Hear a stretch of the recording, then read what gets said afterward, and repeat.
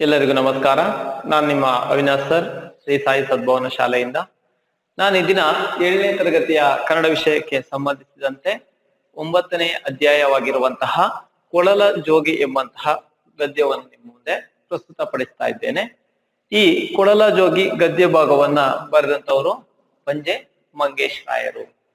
Okay, ಈ ಪಂಜೆ ಮಂಗೇಶ್ ರಾಯರು ಬರೆದಿರುವಂತಹ ಈ ಕೊಳಲ ಜೋಗಿ ಎಂಬಂತಹ ಗದ್ಯವನ್ನು ಇಂದಿನ ತರಗತಿಯಲ್ಲಿ ನಾವು ತಿಳಿದುಕೊಳ್ಳೋಣ. ಹಾಗಾದ್ರೆ ಮೊದಲನೇದಾಗಿ ನಾವು ಈ ಕೊಳಲ ಜೋಗಿ ಅಂದ್ರೆ ಏನು, ಈ ಒಂದು ಪಠ್ಯದ ಶೀರ್ಷಿಕೆಯ ಹಿನ್ನೆಲೆಯಲ್ಲಿ ಕೊಳಲ ಜೋಗಿ ನೋಡ್ರಿ, ಕೊಳಲ ಜೋಗಿ. ಕೊಳಲು ಅಂತ ಹೇಳಿದ್ರೆ ಫ್ಲೂಟ್ ಗೊತ್ತಿದೆಯಲ್ವಾ? ಫ್ಲೂಟ್ ಅಂತ ಹೇಳಿದ್ರೆ ಫ್ಲೂಟ್ ಅನ್ನ ನಾವೇನಂತೀವಿ, ಕೊಳಲು ಅಂತ ಕರಿತೀವಿ. ಜೋಗಿ ಅಂತ ಹೇಳಿದ್ರೆ ಈ ನುಡಿಸುವಂತವನು, ಕೊಳಲನ್ನ ನುಡಿಸುವಂತಹ ವ್ಯಕ್ತಿ. ಈಗ ಉದಾಹರಣೆಗೆ ಫಕೀರ ಅಥವಾ ಈ ಮನೆಗೆ ಜೋಗಿ ಜಂಗಮರೆಲ್ಲ ಬರ್ತಾರಲ್ವಾ, ಕೊಳಲನ್ನು ನುಡಿಸ್ಕೊಂಡು ಈ ರೀತಿ ಹಾಡನ್ನ ಹೇಳ್ಕೊಂಡು ಬರ್ತಾರಲ್ವಾ, ಆ ರೀತಿಯಲ್ಲಿ ಇರ್ತಕ್ಕಂತಹ ಒಬ್ಬ ವ್ಯಕ್ತಿ, ಆತನನ್ನ ಕೊಳಲ ಜೋಗಿ ಅಂತೇಳಿ ಅಲ್ಲಿ ಕರೀತಾರೆ. ಆತ ಯಾವ ರೀತಿಯಲ್ಲಿ, ಆತ ಎಷ್ಟೊಂದು ಯಾವ ರೀತಿಯಲ್ಲಿ ಪ್ರಸಿದ್ಧಿಯನ್ನ ಪಡ್ಕೊಳ್ತಾನೆ, ಊರಿನಲ್ಲಿ ಆತ ಹೇಗೆ ತನ್ನನ್ನ ತಾನು ಗುರುತಿಸಿಕೊಳ್ತಾನೆ ಎನ್ನುವಂಥದ್ದೇ ಈ ಒಂದು ಕತೆ. ಜೋಗಿ ಅಂತ ಹೇಳಿದ್ರೆ ಯೋಗಿ ಅಥವಾ ತಪಸ್ವಿ ಅಥವಾ ಬೈರಾಗಿ. ಜೋಗಿ ಅಂತ ಹೇಳಿದ್ರೆ ಯೋಗಿ ತಪಸ್ವಿ ಓಕೆ, ಅಥವಾ ವೈರಾಗಿ ಎನ್ನುವಂತ ಅರ್ಥವನ್ನ, ಅಂದ್ರೆ ಈ ಜೋಗಿ ಅಂತ ಹೇಳಿದ್ರೆ ಯೋಗಿ ಅಥವಾ ತಪಸ್ವಿ ಅಥವಾ ಒಂದು ಕಲೆಯನ್ನ ಕಲಿತಿರುವಂತಹ ಒಬ್ಬ ವ್ಯಕ್ತಿ, ಒಬ್ಬ ಯೋಗಿ, ಒಬ್ಬ ತಪಸ್ವಿ. ಆತ ಕೊಳಲನ್ನ ನುಡ್ತಾ ಇರ್ತಾನೆ, ಫ್ಲೂಟ್ ಅನ್ನ ನುಡಿಸುವಂತಹ ಒಬ್ಬ ವ್ಯಕ್ತಿ.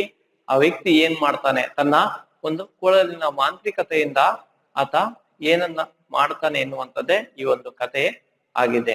ನೀವು ಸಾಮಾನ್ಯವಾಗಿ ಎಲ್ರು ಕೂಡ ಈ ಕಥೆಯನ್ನ ಕೇಳಿರಬಹುದು. ಆದ್ರೆ ತುಂಬಾ ಚಂದ ತುಂಬಾ ಚೆನ್ನಾಗಿರುವಂತಹ ಕತೆ ಇದು. ಕತೆ ಕಾಲ್ಪನಿಕವಾಗಿದ್ರೂ ಕೂಡ ಅದು ಒಂದು ರೀತಿಯಲ್ಲಿ ಮಕ್ಕಳಿಗೆ ತುಂಬಾ ಸಂತೋಷವನ್ನು ನೀಡುತ್ತೆ ಅನ್ನೋದ್ರಲ್ಲಿ ಎರಡು ಮಾತು ಇಲ್ಲ. ಹಾಗಾದ್ರೆ ನಿಮ್ಗೆ ಕೊಳಲ ಜೋಗಿ ಅಂದ್ರೆ ಅರ್ಥ ಆಯ್ತು ಅಂತ ಹೇಳಿ ಅನ್ಕೊಂಡಿದೀನಿ. ಕೊಳಲ ನುಡಿಸುವಂತಹ ಒಬ್ಬ ವ್ಯಕ್ತಿ. ಓಕೆ, ಆತ ಏನ್ ಮಾಡ್ತಾನೆ, ತನ್ನ ಕೊಳಲಿನ ನಾದದಿಂದ ಆತ ಏನ್ ಮಾಡ್ತಾನೆ ಎಂಬಂಥದ್ದೇ ಈ ಒಂದು ಕಥೆಯ ತಿರುಳು ಕೂಡ ಆಗಿದೆ. ಅದನ್ನ ನಾವು ಈಗ ನೋಡೋಣ. ಅದಕ್ಕಿಂತ ಮೊದಲು ಕವಿ ಶಿಷ್ಯ ಎಂಬಂತ ಬಿರುದನ್ನು ಪಡೆದಿರುವಂತಹ ಪಂಜೆ ಮಂಗೇಶ್ ರಾಯರ ಒಂದು ಪರಿಚಯವನ್ನ ನಾವು ನೋಡ್ಕೊಳ್ಳೋಣ. ಕವಿ ಪರಿಚಯ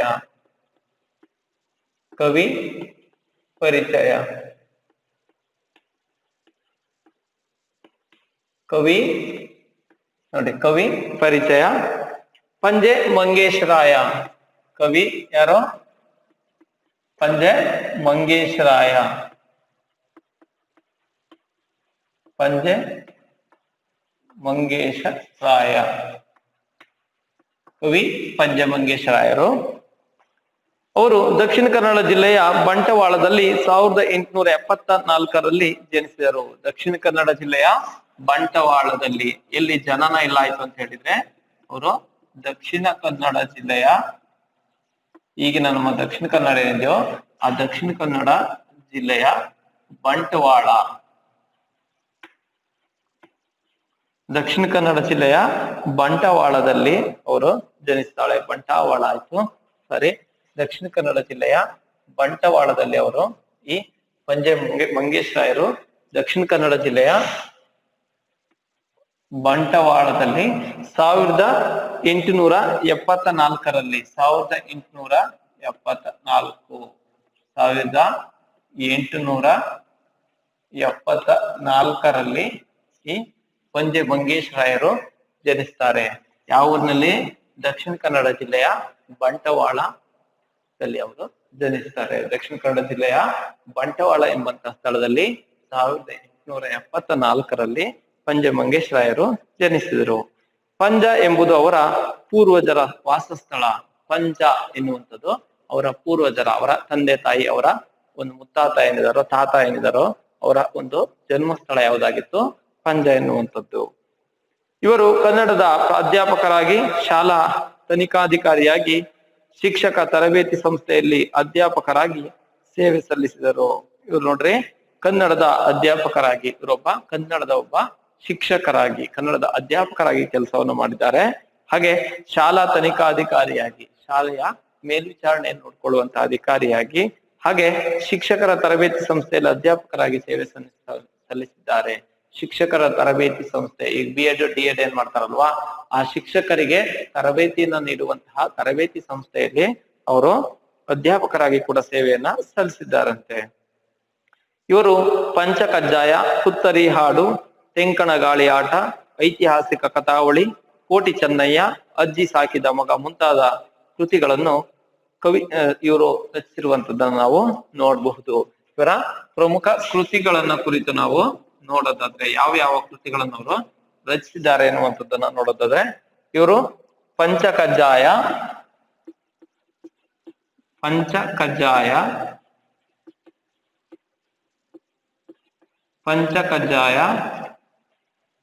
ಪುತ್ತರಿ ಹಾಡು,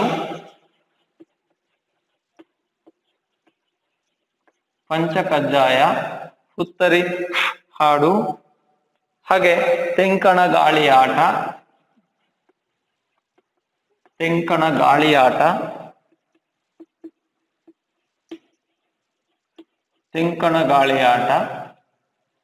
ಪುತ್ತರಿ ಹಾಡು, ತೆಂಕಣ ಗಾಳಿ ಆಟ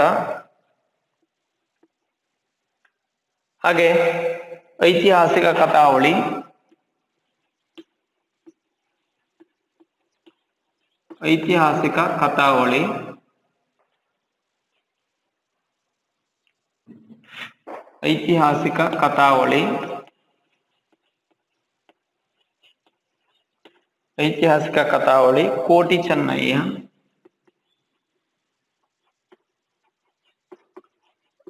ಕೋಟಿ ಚೆನ್ನಯ್ಯ, ಐತಿಹಾಸಿಕ ಕಥಾವಳಿ ಕೋಟಿ ಚೆನ್ನಯ್ಯ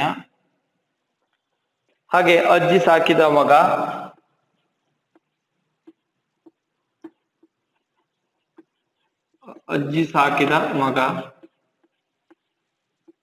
ಕೋಟಿ ಚೆನ್ನಯ್ಯ, ಅಜ್ಜಿ ಸಾಕಿದ ಮಗ ಇತ್ಯಾದಿ ಹೀಗೆ ಬೇರೆ ಬೇರೆ ಕೃತಿಗಳನ್ನು ಅವರು ರಚಿಸಿದ್ದಾರೆ. ಪ್ರಮುಖ ಕೃತಿಗಳು ಪಂಚಕಜ್ಜಾಯ, ಪುತ್ತರಿ ಹಾಡು, ತೆಂಕಣ ಗಾಳಿ ಆಟ, ಐತಿಹಾಸಿಕ ಕಥಾವಳಿ, ಕೋಟಿ ಚೆನ್ನಯ್ಯ, ಅಜ್ಜಿ ಸಾಕಿದ ಮಗ ಹೀಗೆ ಬೇರೆ ಬೇರೆ ಕೃತಿಗಳನ್ನು ಅವರು ರಚಿಸಿದ್ದಾರೆ. ಪ್ರಸ್ತುತ ಹೀಗೆ ಹಲವಾರು ಒಂದು ಕೃತಿಗಳನ್ನು ಇವರು ರಚಿಸಿದ್ದಾರೆ. ಕವಿಶಿಷ್ಯ ಎನ್ನುವ ಕಾವ್ಯನಾಮದಿಂದ ರಚಿಸಿದ್ದಾರೆ. ಇವರ ಕಾವ್ಯನಾಮ ಯಾವುದು ಅಂತ ಹೇಳಿದ್ರೆ ಇವರ ಕಾವ್ಯನಾಮ ಯಾವುದು? ಕವಿಶಿಷ್ಯ.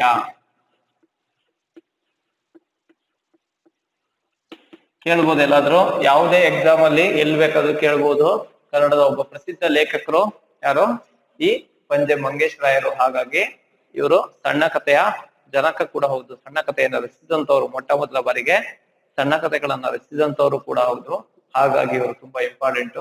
ಹಾಗಾಗಿ ಇವರ ಒಂದು ಕಾವ್ಯನಾಮ ಯಾವುದು ಅಂತೇಳಿ ಯಾವ್ದಾದ್ರು ಎಕ್ಸಾಮ್ ಅಲ್ಲಿ ಅಥವಾ ನಿಮ್ಗೆ 8th 9th 10th ಎಲ್ಲಾದ್ರೂ ಕೇಳ್ಬಹುದು, ಇಲ್ಲ ಕಾಂಪಿಟೇಟಿವ್ ಎಕ್ಸಾಮ್ ಗಳಲ್ಲಾದ್ರೂ ಕೇಳಬಹುದು. ನೆನ್ಪಿಟ್ಕೊಂಡಿರ್ರಿ, ಕವಿಶಿಷ್ಯ ಎಂಬ ಕಾವ್ಯನಾಮವನ್ನು ಹೊಂದಿದಂತವ್ರು ಪಂಜೆ ಮಂಗೇಶ್ ರಾಯರು. ಇದನ್ನ ನೀವು ನೆನ್ಪಿಟ್ಕೊಬೇಕಾಗುತ್ತೆ.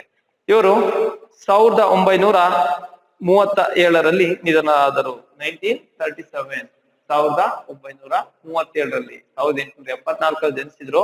1937ರಲ್ಲಿ ಅವರು ನಿಧನರಾಗ್ತಾರೆ. ಓಕೆ, ಇದಿಷ್ಟು ಕವಿ ಪರಿಚಯದ ಅಂಶಗಳನ್ನು ನೀವು ಸರಿಯಾದ ರೀತಿಯಲ್ಲಿ ನೆನಪಿನಲ್ಲಿ ಇಟ್ಕೊಬೇಕಾಗುತ್ತೆ. ನಾನು ಮತ್ತೊಮ್ಮೆ ನಿಮ್ಗೆ ಹಾಗೆ ಹೈಲೈಟ್ಸ್ ಆಗಿ ಕೇಳ್ಕೊಂಡು ಹೋಗ್ತೀನಿ, ನೆನ್ಪಿಟ್ಕೊಳ್ರಿ. ನೋಡ್ರಿ, ಪಂಜೆ ಮಂಗೇಶರಾಯ ದಕ್ಷಿಣ ಕನ್ನಡ ಜಿಲ್ಲೆಯ ಬಂಟವಾಳದಲ್ಲಿ 1874ರಲ್ಲಿ ಜನಿಸಿದ್ರು. ಈಗಿನ ದಕ್ಷಿಣ ಕನ್ನಡ ಏನಿದೆಯೋ ಆ ದಕ್ಷಿಣ ಕನ್ನಡ ಜಿಲ್ಲೆಯ ಬಂಟ್ವಾಳ ಎನ್ನುವಂತಹ ಸ್ಥಳದಲ್ಲಿ 1874ರಲ್ಲಿ ಅವರು ಜನಿಸ್ತಾರೆ. ಅವರ ಪ್ರಮುಖ ಕೃತಿಗಳು ಯಾವ್ದಂತ ಹೇಳಿದ್ರೆ ಪಂಚಕಜ್ಜಾಯ, ಪುತ್ತರಿ ಹಾಡು, ತೆಂಕಣ ಗಾಳಿ ಆಟ, ಐತಿಹಾಸಿಕ ಕಥಾವಳಿ, ಕೋಟಿ ಚೆನ್ನಯ್ಯ ಹಾಗೆ ಅಜ್ಜಿ ಸಾಕಿದ ಮಗ ಹೀಗೆ ಬೇರೆ ಬೇರೆ ಕೃತಿಗಳನ್ನು ಅವರು ರಚಿಸಿದ್ದಾರೆ. ಇನ್ನು ಇವರಿಗೆ ಕಾವ್ಯನಾಮ, ಇವರು ಯಾವ ಕಾವ್ಯನಾಮದಲ್ಲಿ ಕೃತಿಯನ್ನ ರಚಿಸಿದ್ರು ಅನ್ನೋದನ್ನ ನೋಡೋದಾದ್ರೆ ಇವರು ಕವಿಶಿಷ್ಯ ಎಂಬಂತಹ ಕಾವ್ಯನಾಮದಲ್ಲಿ ಕೃತಿಗಳನ್ನ ಇವರು ರಚಿಸ್ತಾ ಇದ್ರು. ಕವಿಶಿಷ್ಯ ಎನ್ನುವಂತಹ ಕಾವ್ಯನಾಮದಲ್ಲಿ ಕೃತಿಗಳನ್ನ ರಚಿಸ್ತಾ ಇದ್ರು. ಇದಿಷ್ಟು ಅಂಶಗಳನ್ನ ನಾವು ಸರಿಯಾದ ರೀತಿಯಲ್ಲಿ ನೆನಪಿನಲ್ಲಿ ಇಟ್ಕೊಬೇಕಾಗುತ್ತೆ. ಇದಿಷ್ಟು ಅಂಶಗಳು ನಿಮ್ಮ ಗಮನದಲ್ಲಿ ಇರ್ಲಿ. ಓಕೆ, ಈ ಪಂಚಮಂಗೇಶ್ವರಾಯರ ಪರಿಚಯ ನೀವು 7th ಅಲ್ಲಿ ಓದಿದ್ದು 8th 9th 10th ಮತ್ತೆ PUC ಕೂಡ ನಿಮ್ಗೆ ಹೆಲ್ಪ್ ಆಗುತ್ತೆ. ಅದನ್ನ ಮರ್ತ್ಕೊಂಬೇಡ್ರಿ, ನೆನಪಲ್ಲಿ ಇಟ್ಕೊಂಡಿರ್ರಿ. ಓಕೆನಾ? ನೀವು ಇಲ್ಲಿ ಏನನ್ನ ಕಲಿತೀರೋ ಅದು ಮುಂದಿನ ಅಭ್ಯಾಸಕ್ಕೂ ಕೂಡ ಅದೇನಾಗುತ್ತೆ, ಒಂದ್ ರೀತಿ ಅದು ನಿಮ್ಗೆ ಬ್ಯಾಕ್ ಸಪೋರ್ಟ್ ಆಗಿರೋದು ನಿಲ್ಲುತ್ತೆ. ಉದಾಹರಣೆಗೆ ನಿಮ್ಗೆ ಯಾವ್ದೋ ಒಂದು 8th ಅಲ್ಲೋ 9th ಅಲ್ಲೋ ಒಂದು ಚಾಪ್ಟರ್ ಇರುತ್ತೆ.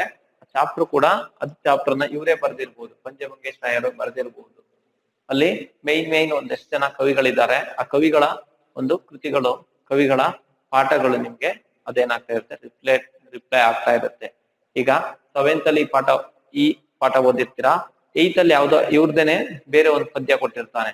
ಯಾವ್ದೋ ಇದ್ರಲ್ಲಿ ತೆಂಕಣ ಗಾಳಿ ಆಟ ಪದ್ಯ ಕೊಟ್ಟಿರ್ತಾನೆ, ಅಥವಾ ಯಾವ್ದೋ ಒಂದು ಕತೆ ಕೊಟ್ಟಿರ್ತಾನೆ, ಏನಾದ್ರೂ ಒಂದು ಇವ್ರದ್ದು. ಆಗ ಕವಿ ಪರಿಚಯ ಸೇಮ್ ಇರೋದ್ರಿಂದ ಇದು ನಿಮ್ಗೆ ಇಂಪಾರ್ಟೆಂಟ್ ಆಗುತ್ತೆ. ನೆನ್ಸ್ನಲ್ಲಿ ಇವಾಗ್ಲೂ ಕೂಡ ಓದಿದ್ರೆ ಮುಂದೆ ಇನ್ನೊಂದ್ಸರಿ ಟೀಚರ್ ಯಾವ್ದಾದ್ರು ಇನ್ನೊಂದು ಕ್ಲಾಸ್ ಅಲ್ಲಿ 8th ಅಲ್ಲೋ 9th ಅಲ್ಲೋ ಯಾವ್ದೋ ಒಂದು ಕ್ಲಾಸ್ ಅಲ್ಲಿ ಬಂದ್ರೆ ನೀವು ಅದನ್ನ ಮತ್ತೆ ಒಮ್ಮೆ ರೀಕಾಲ್ ಮಾಡಿದ್ರೆ ನಿಮ್ಗೆ ಎಲ್ಲೋ ಕೇಳಿದ್ದೆ, ಇದು ನಾನು ಓದಿದ್ದೀನಿ ಅಂತ ಹೇಳಿ ನಿಮ್ಗೆ ಅನ್ಸುತ್ತೆ.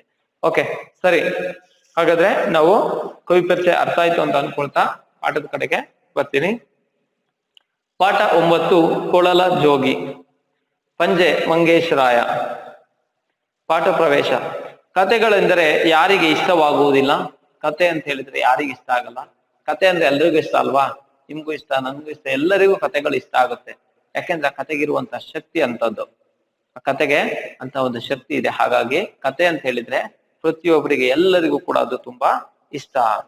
ನೀವು ಹಲವು ಕತೆಗಳನ್ನು ಕೇಳಿರಬಹುದು. ನೀವು ಹಲವು ಕತೆಗಳನ್ನು, ನೀವು ತುಂಬಾ ಕತೆಗಳನ್ನ ನೀವು ಕೇಳಿದಿರಾ. ನೀವು 5th ಅಲ್ಲಿ 6th ಅಲ್ಲಿ ಹೀಗೆ ಬೇರೆ ಬೇರೆ ಕ್ಲಾಸ್ ಅಲ್ಲಿ ನಿಮ್ಗೆ ಟೀಚರ್ಸ್ ಪಾಠವನ್ನ ಮಾಡ್ತಾ ಕತೆಗಳನ್ನು ಹೇಳಿರ್ತಾರೆ. ನಿಮ್ಮ ಪುಸ್ತಕದಲ್ಲಿದ್ದ ಕತೆಗಳನ್ನು ಓದಿರ್ತೀರಾ, ಇಲ್ಲ ಚಂದಮಾಮದಲ್ಲೋ ಅಥವಾ ನಮ್ಮ ಲೈಬ್ರರಿಲಿ ಇರುವಂತಹ ಪುಸ್ತಕಗಳಲ್ಲೋ ಅಥವಾ ನೀವು ಚಿಕ್ಕ ಚಿಕ್ಕ ಕತೆ ಪುಸ್ತಕಗಳಲ್ಲೋ ಎಲ್ಲೋ ತಗೊಂಡು ಓದಿ ಒಂದಷ್ಟು ಕತೆಗಳನ್ನ ತಿಳ್ಕೊಂಡಿರ್ತೀರಾ. ಹಾಗೆ ಕ್ಲಾಸ್ ಅಲ್ಲಿ ಯಾರಾದ್ರೂ ಟೀಚರು ಕತೆ ಹೇಳ್ತೀನಿ ಅಂದ್ರೆ ಎಲ್ಲ ಒಂದೇ ಒಂದು ತುಟಿಯನ್ನ ಬಿದ್ದೆ ಒಂದು ಮಾತಾಡ್ದೇನೆ ಸೈಲೆಂಟ್ ಆಗಿ ಕುತ್ಕೊಂಡು ಕೇಳಿಸ್ಕೊಂತೀರಲ್ವಾ, ಅದು ಹಾಗೆ ಆ ಕತೆಗೆ ಅಂತಹ ಶಕ್ತಿ ಇದೆ. ಕೆಲವರು ಅದೇ ಕತೆಗಳನ್ನು ಕಲಾತ್ಮಕ ರೂಪದಲ್ಲಿ ಹೊಸ ಮೆರುಗನ್ನು ನೀಡಿ ಹೇಳುತ್ತಾರೆ.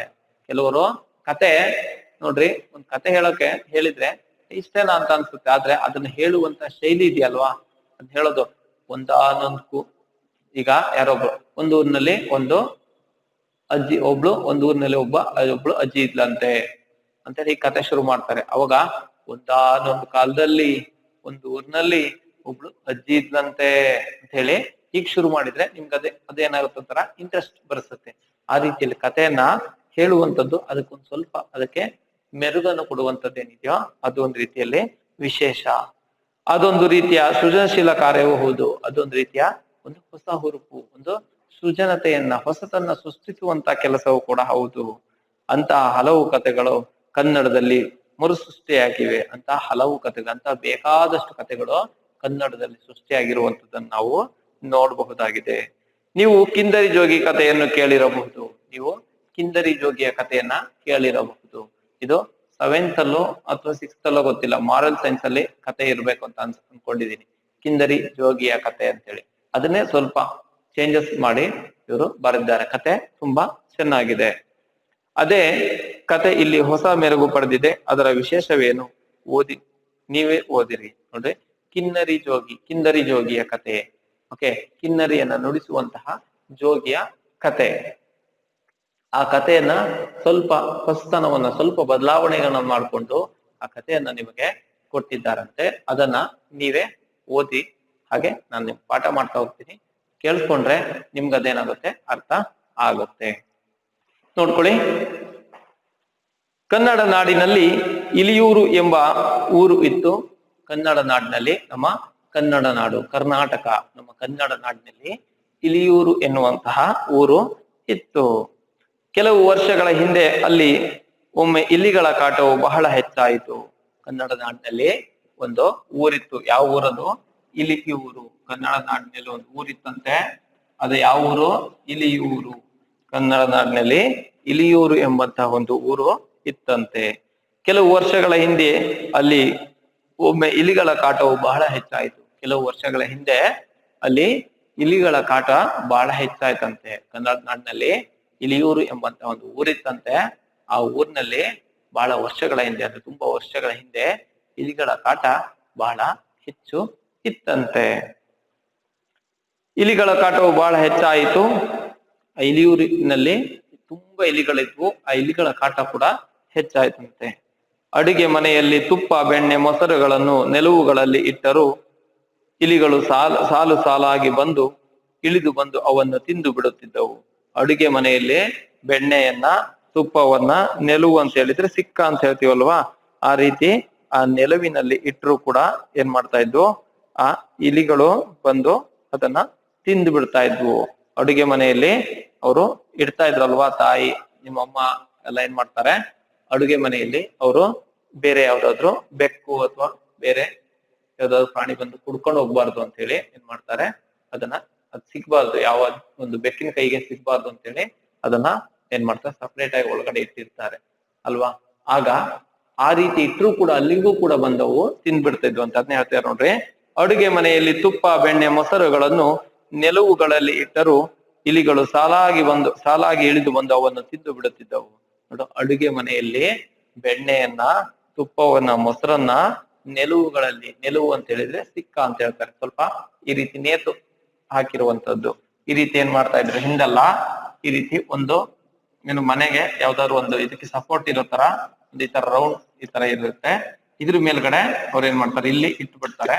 ಆಗ ಇಲ್ಲಿ ಯಾವ್ದು ಒಂದು ಪ್ರಾಣಿ ಕೈಗೆ, ಅದು ಯಾವುದೇ ಬೆಕ್ಕಿನ ಕೈಗೆ ಅಥವಾ ಏನ್ ಹಲ್ಲಿ ಅಂತ ಹೇಳ್ತೀವ ಆ ಜೀವಿ ಕೈಗೆ, ಯಾವ್ದ ಕೈಗೂ ಅದು ಸಿಗಲ್ಲ. ಆದ್ರೂ ಕೂಡ ಇಲಿಗಳು ಏನ್ ಮಾಡ್ತಾ ಇದ್ದಂತೆ, ತುಪ್ಪ ಬೆಣ್ಣೆಯನ್ನು ಈ ರೀತಿ ಇಲ್ಲಿ ನೆಲುವಿನಲ್ಲಿ ಇಟ್ಟರು ಕೂಡ ಅವು ಇಲಿಗಳು ಸಾಲಾಗಿ ಈ ಕಟ್ಟಿರುವಂತ ದಾರದಲ್ಲಿಯೇ ಹಿಡಿದು ಬಂದು ಅವು ಆ ತುಪ್ಪ ಬೆಣ್ಣೆಯನ್ನೆಲ್ಲ ಅವು ಏನ್ ಮಾಡ್ತಾ ಇದ್ವಂತೆ, ತಿಂದು ಬಿಡ್ತಾ ಇದ್ವಂತೆ. ಸಣ್ಣ ಮಕ್ಕಳು ಊಟಕ್ಕೆ ಕುಳಿತರೆ ಒಂದು ತುತ್ತನ್ನು ಬಾಯಿಗೆ ಎತ್ತಿ ಇನ್ನೊಂದು ತುತ್ತಿಗೆ ಕೈ ಹಾಕುವಷ್ಟರಲ್ಲಿ ಬಟ್ಟಲು ಬರಿದಾಗುತ್ತಿತ್ತು. ಸಣ್ಣ ಮಕ್ಕಳು ಊಟ ಮಾಡಕ್ ಕುಳಿತರೆ, ಚಿಕ್ಕ ಮಕ್ಕಳು ಊಟ ಮಾಡೋದಕ್ಕೆ ಕುಳಿತುಕೊಂಡ್ರೆ ಏನಾಗ್ತಿತ್ತು, ಒಂದು ತುತ್ತು ಬಾಯಿಗೆ ಎತ್ತಿ ಒಂದು ತುತ್ತನ್ನ ಅವರು ಬಾಯಿಗೆ ಹಾಕೊಂಡು ಇನ್ನೊಂದು ತುತ್ತನ್ನ ಅವರು ತಗೊಂಬೇಕು. ಅಷ್ಟರಲ್ಲಿ ಏನ್ ಮಾಡ್ತಾ ಇದ್ವು, ಇಲಿಗಳು ಬಂದು ಆ ಬಟ್ಟಲಿಗೆ ಅವು ಏನಾಗ್ತಿದ್ವು, ಬಟ್ಟಲಿನ ತುಂಬಾ ಇಲಿಗಳೇ ತುಂಬ್ಕೊಂಡ್ಬಿಡ್ತಿದ್ವು. ಅಷ್ಟರಲ್ಲಿ ಆ ಇಲಿಗಳು ಏನ್ ಮಾಡ್ತಾ ಇದ್ವು, ಆ ಬಟ್ಟಲಿದ್ದ ಅನ್ನವನ್ನೆಲ್ಲ ಅವು ಏನ್ ಮಾಡ್ತಾ ಇದ್ವು, ಖಾಲಿ ಬರಿದಾಕ್ಸ್ಬಿಡ್ತಾ ಇದ್ವು. ಪಲ್ಯ ಬಡಿಸಲು ಬಂದ ಸಣ್ಣ ಮಕ್ಕಳು ಊಟಕ್ಕೆ ಕುಳಿತರೆ ಒಂದು ತುತ್ತನ್ನು ಬಾಯಿಗೆ ಎತ್ತಿ ಇನ್ನೊಂದು ತುತ್ತಿಗೆ ಕೈ ಹಾಕುವಷ್ಟರಲ್ಲಿ ಬಟ್ಟಲು ಬರಿದಾಗ್ತಿತ್ತು. ಸಣ್ಣ ಮಕ್ಕಳು ಊಟಕ್ಕೆ ಕುಳಿತುಕೊಂಡ್ರೆ ಒಂದ್ ತುತ್ತು ತಗೊಂಡು ಹಿಂಗ್ ಬಾಯಿಗೆ ಹಾಕೊಂಡು ಇನ್ನೊಂದು ತುತ್ತು ನಿಂಗ್ ತಗೊಬೇಕು ಅನ್ನೋಷ್ಟರಲ್ಲಿ ಆ ಇಲಿಗಳು ಬಂದು ಅವು ಏನ್ ಮಾಡ್ತಾ ಇದ್ವು, ಆ ಬಟ್ಟಲಿದ್ದ ಅನ್ನವನ್ನೆಲ್ಲ ಅವು ತಿಂದು ಬಿಡ್ತಾ ಇದ್ವು, ಖಾಲಿ ಮಾಡ್ತಾ ಇದ್ವು. ಪಲ್ಯ ಬಡಿಸಲು ಬಂದ ಅಡುಗೆಯವನು ಅನ್ನದ ಪಾತ್ರೆಯನ್ನು ತರುವಷ್ಟರಲ್ಲಿ ಅನ್ನದ ಪಾತ್ರೆಗೆ ಇಲಿಗಳು ಮುತ್ತಿಕೊಂಡು ಅರೆವಾಸಿ ಪಾತ್ರೆಯನ್ನು ಖಾಲಿ ಮಾಡುತ್ತಿದ್ದವು. ಅಂದ್ರೆ ಪಲ್ಯ ಬಡಿಸಲಿಕ್ಕೆ ಅಡುಗೆಯವನು ಅನ್ನದ ಪಾತ್ರೆಯನ್ನು ತರುವಷ್ಟರಲ್ಲಿ, ಅವನು ಪಲ್ಯ ಬಡಿಸಲಿಕ್ಕೆ ಅಡುಗೆಯವನು ಏನ್ ಮಾಡ್ತಾ ಇದ್ದ, ಬಂದ ಅಡುಗೆಯವನು ಮನೆಯಲ್ಲಿ ಊಟಕ್ಕೆ ಹಾಕ್ದಾಗ, ಡೈನಿಂಗ್ ಟೇಬಲ್ ಮೇಲೆ ಊಟಕ್ಕೆ ಹಾಕಿದಾಗ ಆತ ಏನ್ ಮಾಡ್ತಾನೆ, ಒಂದೊಂದನ್ನೇ ತಂದು ಆತ ಬಡಿಸ್ತಾನಲ್ವಾ, ಈಗ ಅಮ್ಮ ತಂದು ನಿಮ್ಗೆ ಬಡಿಸ್ತಾರಲ್ವಾ, ಆ ರೀತಿಯಲ್ಲಿ ಆ ಅಡುಗೆಯವನ್ ಏನ್ ಮಾಡ್ತಾನೆ, ತಗೊಂಬಂದು ಪಲ್ಯವನ್ನ ಬಡಿಸೋದಕ್ಕಾಗಿ ಆ ಪಲ್ಯ ಎಲ್ರಿಗೂ ಬಡಿಸಿ ಒಳಗಡೆ ಹೋಗಿ ರೈಸ್ ಅನ್ನ ತರದ್ರಲ್ಲೇ ಆ ರೈಸ್ ಅಲ್ಲಿದ್ದಂತ ರೈಸ್ ಪಾತ್ರೆ ಅರ್ಧ ಪಾತ್ರೆ ಖಾಲಿ ಮಾಡಿ ಇಡ್ತಾ ಇದ್ವಂತೆ. ಅಡುಗೆಯವನು ಅನ್ನದ ಪಾತ್ರೆಯನ್ನು ತರುವಷ್ಟರಲ್ಲಿ ಅನ್ನದ ಪಾತ್ರೆಗೆ ಇಲಿಗಳು ಮುತ್ತಿಕೊಂಡು ಅರೆವಾಸಿ ಪಾತ್ರೆಯನ್ನು ಖಾಲಿ ಮಾಡುತ್ತಿದ್ದವು. ಅಡುಗೆಯವನು ಅವನು ಹೋಗಿ ಪಲ್ಯವನ್ನ ಬಡಿಸಿ ಇನ್ನೇನು ಅನ್ನ ತಗೊಂಡ್ಬಂದು ಬಡಿಸ್ಬೇಕು ಅಂತೇಳಿ ವಾಪಸ್ಸು ಅಡುಗೆ ಮನೆಗೆ ಹೋಗಿ ನೋಡಿದ್ರೆ ಅಷ್ಟರಲ್ಲಿ ಅರವಾಸಿ ಪಾತ್ರೆ, ಅರ್ಧ ಪಾತ್ರೆ ಏನಾಗ್ತಿತ್ತು, ಖಾಲಿ ಆಗ್ತಾ ಇತ್ತಂತೆ. ಅಂದ್ರೆ ಇಲಿಗಳು ಈ ರೀತಿಯಲ್ಲಿ ಉಪಟಳವನ್ನ ಕೊಡ್ತಾ ಇದ್ವು, ಈ ರೀತಿಯಲ್ಲಿ ಜನರಿಗೆ ತೊಂದರೆಯನ್ನ ಕೊಡ್ತಾ ಇದ್ವಂತೆ. ಕನ್ನಡ ನಾಡಿನಲ್ಲಿ ಒಂದು ಊರ ಇತ್ತಂತೆ. ಆ ಊರು ಯಾವುದು ಅಂತ ಹೇಳಿದ್ರೆ ಇಲಿಯೂರು ಎಂಬಂತಹ ಊರು. ಕನ್ನಡ ನಾಡಿನಲ್ಲಿ ಇಲಿಯೂರು ಎಂಬಂತಹ ಒಂದು ಊರಿತ್ತಂತೆ. ಅಲ್ಲಿ ಇಲಿಗಳ ಕಾಟ ತುಂಬಾ ಇತ್ತು, ತುಂಬಾ ಇಲಿಗಳಿದ್ವು. ಇಲಿಗಳು ತುಂಬಾ ತೊಂದರೆಯನ್ನ ಅವು ಕೊಡ್ತಾ ಇದ್ವಂತೆ. ಅವು ಏನ್ ಮಾಡ್ತಾ ಇದ್ವು ಅಂತ ಹೇಳಿದ್ರೆ, ಮನೆಯಲ್ಲಿ ನೆಲುವುಗಳಲ್ಲಿ ಈ ರೀತಿ ಸಿಕ್ಕ ಅಂತ ಹೇಳ್ತಾರೆ, ಆ ರೀತಿಯ ಒಂದು ನೆಲುವುಗಳಲ್ಲಿ ಕೂಡ ಅವರು ತುಪ್ಪ, ಬೆಣ್ಣೆ, ಮೊಸರುಗಳನ್ನ ಇಟ್ರೆ ಅದ್ರ ಮೇಲೂ ಕೂಡ ಇಳಿದು ಬಂದು ಮನೆಯಲ್ಲಿದ್ದಂತಹ ತುಪ್ಪ, ಬೆಣ್ಣೆ, ಮೊಸರನ್ನೆಲ್ಲ ಅವು ಇಲಿಗಳು ತಿಂದು ಖಾಲಿ ಮಾಡಿಬಿಡ್ತಾ ಇದ್ವಂತೆ. ಚಿಕ್ಕ ಮಕ್ಕಳು ಊಟಕ್ಕೆ ಕುಳಿತರೆ ಅವು ಒಂದ್ ತುತ್ತನ್ನ ತಿಂದು ಇನ್ನೊಂದು ತುತ್ತಿಗೆ ಕೈ ಹಾಕ್ಬೇಕು ಅಷ್ಟರಲ್ಲಿ ಅವರ ತಟ್ಟೆನೆ ಬರಿದಾಗಿ ಬಿಡ್ತಾ ಇತ್ತಂತೆ. ಹಾಗೆ ಅಡುಗೆಯವನು ಪಲ್ಯವನ್ನ ಬಡಿಸಿ ಇನ್ನೇನು ಅನ್ನದ ಪಾತ್ರೆಯನ್ನ ತಗೊಂಡ್ಬರ್ಬೇಕು ಅಂತ ಒಳಗಡೆ ಹೋದ್ರೆ ಅವನು ಒಳಗೆ ಪುನಃ ಬರುವಷ್ಟರಲ್ಲಿ ಅನ್ನದ ಪಾತ್ರೆನೆ ಖಾಲಿಯಾಗಿರ್ತಾ ಇತ್ತು. ಈ ರೀತಿ ಇಲಿಗಳ ಕಾಟ ಎನ್ನುವಂಥದ್ದು ಇತ್ತು ಅಂತ ಹೇಳಿ ಹೇಳ್ತಾ ಇದ್ದಾರೆ. ಒಂದು ಮನೆಯಲ್ಲಿ ಆಳು ಹಾಸಿಗೆಯನ್ನು ಹಾಸಿ ಮಲಗುವ ಕೋಣೆಯ ಬಾಗಿಲನ್ನು ಹಾಕಿದನು.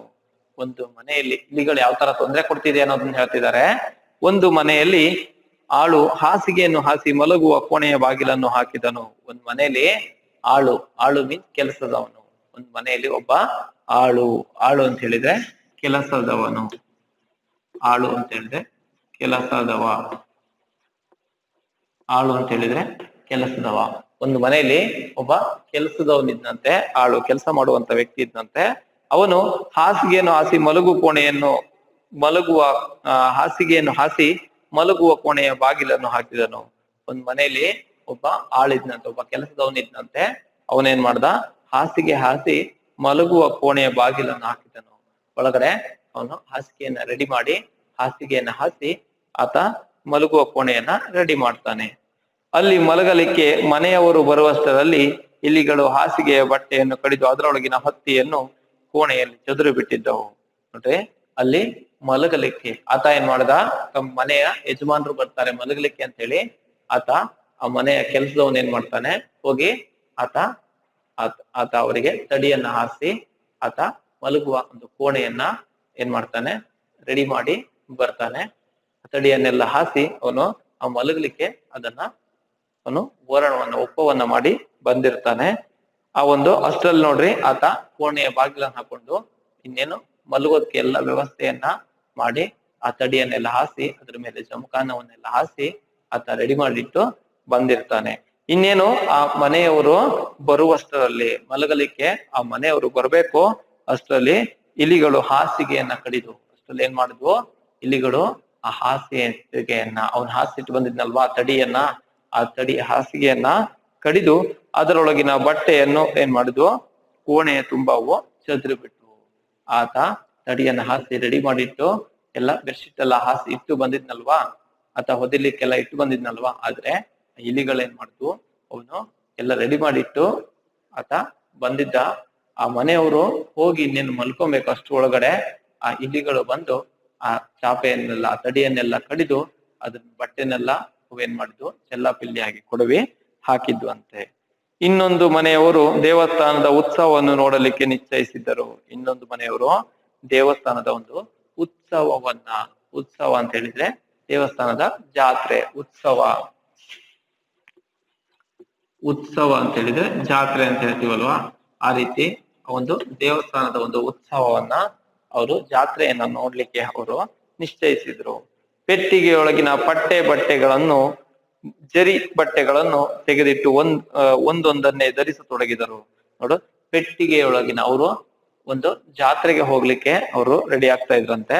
ಅವರು ಪೆಟ್ಟಿಗೆಯೊಳಗಿನ ಪೆಟ್ಟಿಗೆಯೊಳಗೆ ಇಟ್ಟಿರುವಂತಹ ಬಟ್ಟೆಗಳನ್ನ ತೆಗಿತಾರೆ. ಬಟ್ಟೆಗಳನ್ನ ತೆಗೆದು ಅದನ್ನ ಒಂದೊಂದನ್ನೇ ಧರಿಸ್ಕೊಳ್ತಾರೆ, ಅದನ್ನ ಉಟ್ಕೊಳ್ಳಿಕ್ಕೆ ಶುರು ಮಾಡ್ತಾರೆ. ಜರಿ ಬಟ್ಟೆಯನ್ನು ತೆಗೆದಿಟ್ಟು ಒಂದೊಂದನ್ನೇ ಧರಿಸಿಕೊಳ್ಳತೊಡಗಿದರು. ಅವರು ಪೆಟ್ಟಿಗೆಯೊಳಗಿದ್ದಂತಹ ಪೆಟ್ಟಿಗೆಯೊಳಗಿದ್ದಂತಹ ಹೊಸ ಬಟ್ಟೆಗಳನ್ನ ತೆಗೆದು ಆ ಜರಿ ಬಟ್ಟೆಗಳನ್ನ ಒಂದೊಂದನ್ನೇ ಧರಿಸಿಕೊಳ್ಳೋಕೆ ತೊಡಗುತ್ತಾರೆ. ಅಷ್ಟರಲ್ಲಿ ಇಲಿಗಳು ಉಳಿದ ಬಟ್ಟೆಗಳನ್ನು ಕತ್ತರಿಸಿ ಚೂರಾಗಿ ಮಾಡಿದವು. ಅಷ್ಟರಲ್ಲಿ ಆ ಇಲಿಗಳು ಅಲ್ಲಿದ್ದಂತಹ ಉಳಿದ ಬಟ್ಟೆಯನ್ನೆಲ್ಲ ಕತ್ತರಿಸಿ ಚೂರಾಗಿ ಮಾಡಿದ್ವಂತೆ. ಆ ಮನೆಯವ್ರು ಏನ್ ಮಾಡಿದ್ರು, ನೀನು ಜಾತ್ರೆ ಉತ್ಸವಕ್ಕೆ ಹೊರಡ್ಬೇಕಿತ್ತು. ಆಗ ಅವರು ಪೆಟ್ಟಿಗೆ ಒಳಗಿದ್ದ ಹೊಸ ಬಟ್ಟೆಯನ್ನ ತೆಗೆದು ಆ ಜರಿ ಬಟ್ಟೆಗಳನ್ನ ಅವರು ಒಂದೊಂದಾಗಿ ಹಾಕೊಳ್ತಾ ಇದ್ರು. ಈ ಕಡೆಯಿಂದ ಹಾಕೊಳ್ತಿದ್ದಾರೆ, ಈ ಕಡೆ ನೋಡಿದ್ರೆ ಅಲ್ಲಿ ಇಟ್ಟಿರುವಂತಹ ಬಟ್ಟೆಯನ್ನೆಲ್ಲ ಇಲಿಗಳು ಕೊಚ್ಚಿ ಚೂರು ಮಾಡಿಟ್ಟಿದ್ವಂತೆ. ಈ ಪ್ಯಾರದಲ್ಲಿ ಹೇಳ್ತಿರೋದಿಷ್ಟೇ, ಇಲಿಗಳು ಯಾವ ತರ ಕಾಟ ಕೊಡ್ತಾ ಇದ್ವು, ತೊಂದರೆ ಕೊಡ್ತಾ ಇದ್ವು ಅನ್ನೋದನ್ನ ಹೇಳ್ತಿದ್ದಾರೆ. ಒಂದು ಮನೆಯಲ್ಲಿ ಆಳು ಹಾಸಿಗೆಯನ್ನು ಹಾಸಿ ಮಲಗಲಿಕ್ಕೆ ಎಲ್ಲ ವ್ಯವಸ್ಥೆಯನ್ನ ಮಾಡಿ ಆತ ಕೋಣೆಯ ಬಾಗಿಲನ್ನು ಹಾಕೊಂಡು ಬಂದಿದ್ದ. ಆದ್ರೆ ಆ ಮನೆಯವರು ಹೋಗಿ ನೀನ್ ಮಲಗ್ಬೇಕು ಅಷ್ಟರಲ್ಲಿ ಇಲಿಗಳು ಏನ್ ಮಾಡಿದೆ, ಆ ಒಂದು ಕೋಣೆಯಲ್ಲಿ ಹಾಸಿದಂತಹ ಆ ತಡಿಯನ್ನ ಮತ್ತೆ ಅದರ ಬಟ್ಟೆಯನ್ನೆಲ್ಲ ಕಡಿದು ಚೂರು ಚೂರು ಮಾಡಿ ಹಾಕ್ಬಿಟ್ಟಿತ್ತಂತೆ. ಹಾಗೆ ಇನ್ನೊಂದು ಮನೆಯಲ್ಲಿ ಅವರು ಯಾವುದೋ ಜಾತ್ರೆಯ ಉತ್ಸವಕ್ಕೆ ಹೊರಟಿದ್ರಂತೆ. ಅವರು ಹೊಸ ಬಟ್ಟೆಯನ್ನ, ಪೆಟ್ಟಿಗೆಯಲ್ಲಿದ್ದಂತ ಹೊಸ ಬಟ್ಟೆಯನ್ನ ತೆಗೆದು ಅದನ್ನ ಹಾಕೊಬೇಕು, ಒಂದೊಂದೇ ಬಟ್ಟೆಗಳನ್ನು ಧರಿಸ್ಕೊಳ್ತಾ ಇದ್ರು. ಆದ್ರೆ ಆ ಇಟ್ಟಿರುವ ಬಟ್ಟೆಯನ್ನ ಇಲಿಗಳು ಕೊಚ್ಚಿ ಚೂರ್ ಚೂರ್ ಮಾಡಿ ಹಾಕಿದ್ವಂತೆ. ಈ ರೀತಿ ಇಲಿಗಳು ಏನ್ ಮಾಡ್ತಾ ಇದ್ವು, ತೊಂದರೆ ಕೊಡ್ತಾ ಇದ್ವು ಅನ್ನುವಂಥದ್ದನ್ನ ಕವಿ ಇಲ್ಲಿ ಹೇಳ್ತಾ ಇದ್ದಾರೆ. ರಾತ್ರಿಯಲ್ಲಿ ಮಲಗಿದವರ ಕೈಕಾಲುಗಳ ಚರ್ಮವನ್ನು ಕೂಡ ಇಲಿಗಳು ಹರಿತವಾದ ಹಲ್ಲುಗಳಿಂದ ಕತ್ತರಿಸಿ ಬಿಡುತ್ತಿದ್ದವು. ಇಲಿಗಳು ಯಾವ ತರ ಕಾಟ ಕೊಡ್ತಾ ಇದ್ವು, ತೊಂದರೆ ಕೊಡ್ತಿದ್ವು ಅನ್ನೋದನ್ನ ಹೇಳ್ತಿದ್ದಾರೆ. ರಾತ್ರಿಯಲ್ಲಿ ಮಲಗಿದವರ ಕೈಕಾಲುಗಳ ಚರ್ಮವನ್ನು ಕೂಡ ಇಲಿಗಳು ಹರಿತವಾದ ಹಲ್ಲುಗಳಿಂದ ಕತ್ತರಿಸಿ ಬಿಡ್ತಾ ಇದ್ವು. ರಾತ್ರಿಯಲ್ಲಿ ಮಲಗಿದ್ರೆ, ರಾತ್ರಿ ನಾವು ಮಲ್ಕೊಂತೀವಲ್ವಾ, ಆ ಮಲಗಿದಂತ ಸಂದರ್ಭದಲ್ಲಿ ಇಲಿಗಳು ಏನ್ ಮಾಡ್ತಾ ಇದ್ವು, ಕೈ ಕಾಲುಗಳ ಚರ್ಮವನ್ನು ಕೂಡ ಅವೇನ್ ಮಾಡ್ತಾ ಇದ್ವು, ಇಲಿಗಳು ತನ್ನ ಹರಿತವಾದ ಹಲ್ಲುಗಳಿಂದ ಕತ್ತರಿಸಿ ಬಿಡ್ತಿದ್ವು. ಕೈ ಮತ್ತೆ ಕಾಲಿನ ಸ್ಕಿನ್ನಿನ ಚರ್ಮವನ್ನ ಏನ್ ಮಾಡ್ತಾ ಇದ್ವು, ಇಲಿಗಳು ತಮ್ಮ ಹರಿತವಾದ ಚೂಪನೆಯ ಹಲ್ಲುಗಳಿಂದ ಬಂದು ಅದನ್ನ ಏನ್ ಮಾಡ್ತಾ ಇದ್ವು, ಕತ್ತರಿಸ್ತಾ ಇದ್ವು. ಅದನ್ನ ಅವು ಕೊರಿತಾ ಇದ್ವಂತೆ. ಮನುಷ್ಯರು ನಾವು ಮಲ್ಕೊಂಡಿದ್ರೆ ರಾತ್ರಿ ಹೊತ್ತು ನಿದ್ರೆ ಬಂದಾಗ, ಮನುಷ್ಯ ಮಲಗಿದಾನೆ ಅಂತ ಹೇಳಿದ್ರೆ ಒಂದ್ ರೀತಿ ಶವಕ್ಕೆ ಸಮಾನ ಅಲ್ವಾ. ಮಲಗಿದಾಗ ನಮ್ಗೆ ಏನಾದ್ರು ಮಾಡಿದ್ರೆ ಗೊತ್ತಾಗುತ್ತಾ? ಯಾರಾದ್ರೂ ಸ್ವಲ್ಪ ಏನಾದ್ರು ಹೊಡೆದ್ರೆ ಅಥವಾ ಯಾರಾದ್ರೂ ಇದ್ ಮಾಡಿದ್ರೆ ನಮ್ಗೆ ಗೊತ್ತಾಗುತ್ತೆ. ಇಲಿಗಳು ಕಚ್ಚಿದಾಗ ಬಂದು ನಿಧಾನ ಅದಕ್ಕೆ ಎದ್ರೆ ಗೊತ್ತಾಗ್ತಿರ್ಲಿಲ್ಲ. ಸ್ಕಿನ್ನಲ್ಲಿ, ಕಾಲಿನ ಚರ್ಮದಲ್ಲಿ ಸ್ವಲ್ಪ ಗೊತ್ತಾಗಲ್ಲ, ಆದ್ರೆ ತುಂಬಾ ಸ್ವಲ್ಪ ಇದಾದ್ರೆ ನಮ್ಗೆ ಎಚ್ಚರ ಆಗುತ್ತೆ. ಓಕೆ, ಆಗೇನ್ ಮಾಡ್ತಾ ಇದ್ವು, ಮಲಗಿದಂತ ಸಂದರ್ಭದಲ್ಲಿ ಆ ಕೈ ಕಾಲುಗಳ ಚರ್ಮವನ್ನು ಇಲಿಗಳು ತಮ್ಮ ಹರಿತವಾದ ಹಲ್ಲುಗಳಿಂದ ಕತ್ತರಿಸ್ತಾ ಇದ್ವಂತೆ. ಇಲಿಗಳು ಮಾಡಿನ ಗಳಗಳನ್ನು ಕತ್ತರಿಸುತ್ತಿದ್ದರಿಂದ ಮಾಡುಗಳು ಈಗಲೇ ತಲೆಯ ಮೇಲೆ ಕಳಚಿ ಬೀಳುತ್ತವು ಎಂಬಂತೆ ಜೋಲುತ್ತಿದ್ದವು. ಇಲಿಗಳು ಏನ್ ಮಾಡ್ತಾ ಇದ್ವಂತೆ, ಮಾಡುಗಳ ಗಳಗಳನ್ನ ಕತ್ತರಿಸ್ತಾ ಇದ್ವು. ಮನೆಗೆ ಹಿಂದಲ್ಲ, ಈಗೆಲ್ಲ ಸ್ಲ್ಯಾಬ್ ಮನೆಗಳು ಬಂದಿದೆ, ಆದ್ರೆ ಹಿಂದಲ್ಲ ಸ್ಲ್ಯಾಬ್ ಮನೆಗಳಿರ್ಲ, ಮರದ ಕಟ್ಟಿಗೆಗಳನ್ನ ಹಾಕಿ ಮನೆಯನ್ನ ಕಟ್ತಾ ಇದ್ರು. ಈ ರೀತಿ ಉದಾಹರಣೆಗೆ ಈ ರೀತಿ ಇದ್ರೆ, ಹೀಗೆ ಒಂದ್ ಮನೆ ಅಂತ ಇಟ್ಕೊಳ್ರಿ. ಈ ರೀತಿ ಆ ಮನೆಯಲ್ಲಿ ಈ ರೀತಿ ಮರದ ಪೀಸ್ಗಳನ್ನ ಹಾಕ್ತಾ ಇದ್ರು. ಓಕೆ, ಹಾಕಿ ಅವರು ಮನೆಯನ್ನ ಹೀಗೆ ಮಾಡ್ತಾ ಇದ್ರಲ್ವಾ. ಇಲ್ಲೆಲ್ಲ ಏನ್ ಮಾಡ್ತಾ ಇದ್ರು, ಹೀಗೆ ಬೇರೆ ಏನಾದ್ರು ಹಂಚನ್ನು ಅಥವಾ ಬೇರೆ ಸೋಗೆಯನ್ನು ಏನೋ ಹೊಲಿಸ್ತಾ ಇದ್ರು ಅಂತ ಇಟ್ಕೊಳ್ರಿ. ಆಗ ಇಲ್ಲಿ ಗಳಗಳು ಅಂತ ಹೇಳಿ ಕರೀತಾರೆ. ಇದು ಆ ವೆಯ್ಟ್ ಅನ್ನ ತಡ್ಕೊಳ್ಲಿಕ್ಕೆ ಹಾಕಿರುವಂತದ್ದು ಈ ಗಳಗಳು. ಈ ಗಳಗಳನ್ನ ಏನ್ ಮಾಡ್ತಾ ಇದ್ವು, ಕೊರೆದು ಕತ್ತರಿಸ್ಬಿಡ್ತಾ ಇದ್ವು ಅಂತ ಇಲಿಗಳು ಆ ಒಂದು ಗಳಗಳನ್ನ ಹಾಕ್ತಾ ಇದ್ರು. ಮಾಡಿನ ಗಳಗಳನ್ನು ಕತ್ತರಿಸುತ್ತಿದ್ದರಿಂದ ಮಾಡುಗಳು ಈಗಲೇ ತಲೆಯ ಮೇಲೆ ಕಳಚಿ ಬೀಳುತ್ತವೋ ಎಂಬಂತೆ ಜೋರುತ್ತಿದ್ದವು. ಇಲಿಗಳು ಮನೆಯ ಮಾಡು ಅಂತ ಹೇಳ್ತಾರಲ್ವಾ, ಆ ಮನೆಯ ಮೇಲ್ಛಾವಣಿ, ಆ ಮೇಲ್ಛಾವಣಿಯ ಗಳಗಳನ್ನ ಕೊರೆದು ಕತ್ತರಿಸ್ಬಿಟ್ಟಿದ್ವಂತೆ. ಅವು ಈಗ್ಲೂ ಯಾವಾಗ ಬೀಳುತ್ತೆ ಅಂತ ಹೇಳಿ ಗೊತ್ತಾಗಲ್ಲ, ಆ ರೀತಿಯಲ್ಲಿ ಅದು ಇತ್ತಂತೆ. ಅದರಿಂದಾಗ ಗಳಗಳೆಲ್ಲ ಏನಾಗ್ತಾ ಇದ್ವು, ಜೋತು ಬಿದ್ದಿದ್ವಂತೆ. ಕಿಟಕಿ ಬಾಗಿಲುಗಳ ಕದಗಳನ್ನು ಕೊರೆದು ಬಿಟ್ಟಿದ್ದರಿಂದ ಹಲಗೆಗಳು ಬಲೆಯಂತೆ ಕಾಣುತ್ತಿದ್ದವು. ಕಿಟಕಿ ಬಾಗಿಲುಗಳ, ಮನೆಯಲ್ಲಿದ್ದಂತಹ ವಿಂಡೋ ಡೋರ್ಗಳಿರುತ್ತಲ್ವಾ, ಆ ಕಿಟಕಿಗಳನ್ನ, ಬಾಗಿಲುಗಳನ್ನ ಇಲಿಗಳು ಕೊರೆದಾಕ್ಬಿಟ್ಟಿದ್ವು. ಕೊರೆದಿರೋದ್ರಿಂದಾಗಿ ಅದೇನಾಗ್ತಾ ಇದ್ವು, ಅವು ಹಲಗೆಯ ಬಲೆಗಳಂತೆ ಕಾಣುತ್ತಿದ್ದವು. ಆ ಹಲಗೆಗಳು ಒಂದ್ ರೀತಿ ಬಲೆಗಳ ರೂಪದಲ್ಲಿ ಕಾಣ್ತಾ ಇದ್ವು. ಈ ಕಿಟಕಿ ಮತ್ತೆ ಡೋರ್ಗಳು, ಎಷ್ಟು ದೊಡ್ಡ ಡೋರ್ಗಳು ಇರ್ತಾವಲ್ವಾ, ಒಂದ್ ಚಿಕ್ಕದಾಗಿ ಡೋರ್ ಇತ್ತಲ್ವಾ, ಈ ಡೋರನ್ನ ಇಲಿಗಳು ಏನ್ ಮಾಡಿದ್ವು, ಮರದ ಪೀಸ್ ಇದು, ಅದನ್ನೆಲ್ಲ ಇಲಿಗಳು ಕೊರೆದು ಏನ್ ಮಾಡಿದ್ವಂತೆ, ಅದನ್ನ ಒಂದ್ ರೀತಿಯಲ್ಲಿ ಹೋಲ್ ಆಗೋ ತರ ಅವು ಮಾಡಿಟ್ಟಿದ್ವಂತೆ. ಈ ರೀತಿ ಕಿಟಕಿ ವಿಂಡೋ ಇರುತ್ತಲ್ವಾ, ಈ ರೀತಿ ಇದ್ದಂತಹ ವಿಂಡೋವನ್ನ ಏನ್ ಮಾಡಿದ್ವು, ಇಲಿಗಳು ಕೊರೆದು ಅವು ಒಂದ್ ರೀತಿಯ ಪರದೆಯ ರೀತಿಯಲ್ಲಿ ಅವು ಮಾಡಿದ್ವಂತೆ. ಬಲೆಗಳಂತೆ ಹೋಲ್ ತೂತ ಹೊಟ್ಟೆ ಈ ರೀತಿ ಇದ್ದಂತಹ ಇದನ್ನ ಅವು ಏನ್ ಮಾಡಿದ್ವಂತೆ, ಹೀಗೆ ಹೋಲ್ ಹೊಡೆದು ಇಲಿಗಳು ಹೊಟ್ಟೆ ಮಾಡಿ ಇಟ್ಟಿದ್ವಂತೆ. ಈ ಪ್ಯಾರದಲ್ಲಿ ಹೇಳೋದಿಷ್ಟೇ, ರಾತ್ರಿ ಮಲಗಿದಂತವರ ಕಾಲನ್ನ ಇಲಿಗಳು ಕಡಿದು, ಕಾಲಿನ ಚರ್ಮವನ್ನ, ಕೈಯ ಚರ್ಮವನ್ನ ಕಡಿದು ಬಿಡ್ತಾ ಇದ್ವಂತೆ. ಹಾಗೆ ಅವು ಏನ್ ಮಾಡ್ತಾ ಇದ್ವು, ಮನೆಯ ಮಾಡಿನ ಗಳಗಳನ್ನ ಕತ್ತರಿಸ್ತಾ ಇದ್ವು. ಆ ಗಳಗಳು ಆಗ್ಲೂ ತಲೆಯ ಮೇಲೆ ಬೀಳ್ತವೇನೋ ಅನ್ನೋ ತರ ಜೋತು ಬಿದ್ದಿರುವಂತೆ. ಹಾಗೆ ಕಿಟಕಿ ಮತ್ತು ಈ ಬಾಗಿಲುಗಳ ಒಂದು ಡೋರ್ಗಳನ್ನ ಕೊರೆದು ಅವು ಹೊಟ್ಟೆಯನ್ನು ಮಾಡಿ ಹಾಕಿದ್ವಂತೆ. ಬಲೆಗಳಂತೆ ಅವು ಕಾಣ್ತಾ ಇದ್ವಂತೆ. ಇಲಿಗಳು, ಒಟ್ಟಾರೆಯಾಗಿ ಇಲಿಗಳು ಯಾವ ರೀತಿಯಲ್ಲಿ ತೊಂದರೆಯನ್ನ ಕೊಡ್ತಾ ಇದ್ವು, ಯಾವ ರೀತಿ ಸಮಸ್ಯಾಸ್ಪದವಾಗಿದ್ದು ಎನ್ನುವಂಥದ್ದನ್ನ ಈ ಒಂದಷ್ಟು ಅಂಶಗಳಲ್ಲಿ ನಾವು ತಿಳಿದುಕೊಂಡ್ವಿ. ಹಾಗಾದ್ರೆ ಇದಿಷ್ಟು ಅಂಶಗಳು ಸಾಕು. ಮುಂದಿನ ತರಗತಿಯಲ್ಲಿ ಉಳಿದಂತ ಅಂಶಗಳನ್ನ ನಾವು ನೋಡೋಣ. ಇಂದಿನ ತರಗತಿಯಲ್ಲಿ ತಿಳ್ಕೊಂಡಂತ ಅಂಶಗಳನ್ನು ಮತ್ತೊಮ್ಮೆ ಪುನರ್ಮನನವನ್ನು ಮಾಡ್ಕೊಳ್ತಾ ನಾನು ನಿಮ್ಗೆ ಪಂಜೆ ಮಂಗೇಶ್ ರಾಯರ ಕವಿ ಪರಿಚಯವನ್ನ ತಿಳಿಸ್ಕೊಟ್ಟೆ. ಅದ್ರ ಜೊತೆಗೆ ನಿಮ್ಗೆ ಪಾಠ ಪ್ರವೇಶವನ್ನು ತಿಳಿಸಿದೆ, ಹಾಗೇನೆ ಒಂದಷ್ಟು ಪಾಠದ ಅಂಶಗಳನ್ನು ಕೂಡ ನಾನು ತಿಳಿಸ್ಕೊಟ್ಟಿದ್ದೀನಿ. ಒಂದು ಊರಿನಲ್ಲಿ, ಕರ್ನಾಟಕದ ಒಂದು ಊರು ಇಲಿಯೂರು ಎನ್ನುವಂತ ಊರಿತ್ತಂತೆ.